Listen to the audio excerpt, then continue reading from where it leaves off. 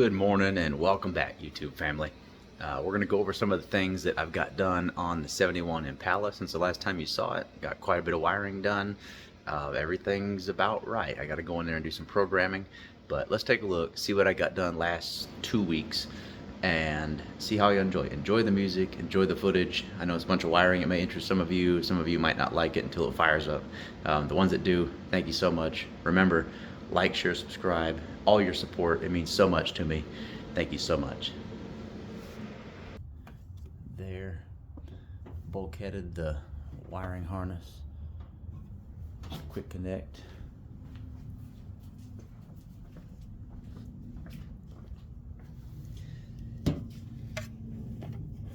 These are the coils right there, bolted to the back of the head. I had to fabricate a couple brackets for each side.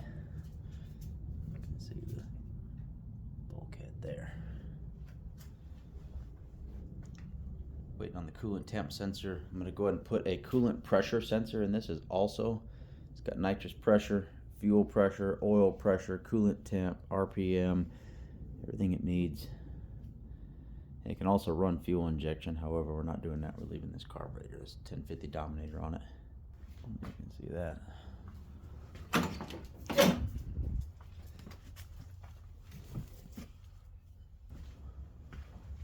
I've got the upper radiator hose off. I've got some auto plumb quick connect. It slides over. Got to cut this down, and then it slides over here and clamps to it with the O-ring, and it turns this into a -16 male AN fitting. From there, got an AN-16 water neck coming, a 45, 90. I'm gonna make this out of an AN line here, so it'll look real nice. Also gotta change that to a AN fitting, a thread on. Distributor has to come out. Cam plug goes in there.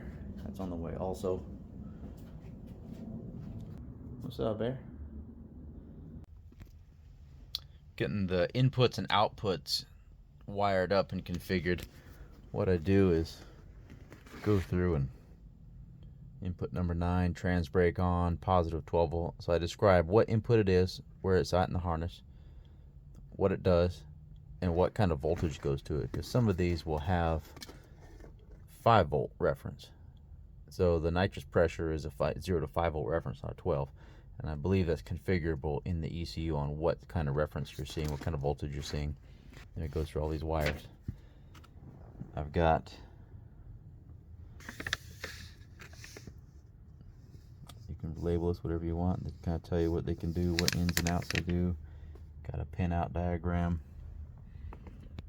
And then looking at it from the back.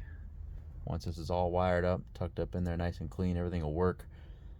I'll troubleshoot. I'll make sure before I put it there, I'll run the system, make sure everything works good, then put it up in there final. That's what I'm doing. That's what this takes. Not too bad. Let's keep going. Alright, I've got everything but the switch panel wired in. I'm not so sure I like the switch panel. This is a CAN bus switch panel, which means you have to hook up those wires to the ECU, tell the ECU what buttons you want to do what, then run outputs from the ECU to the analog relays that are right there.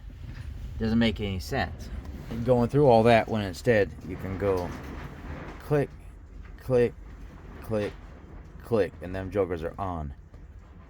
And I like redundancy. I like really simple, repeatable stuff. I don't really like that. So I believe I'm gonna take that out and I'm gonna run an analog switch panel for that. Something nice, but I'm still gonna run an analog switch panel. However, I've got power now. This isn't tucked away yet. It's not finished. It's just in there for now, but it's pretty close. There's a lot of wires up in here, you'll see, but it'll be all tucked away and done neatly here when I'm done with it. Let's see if this thing has power. You're looking at it with me.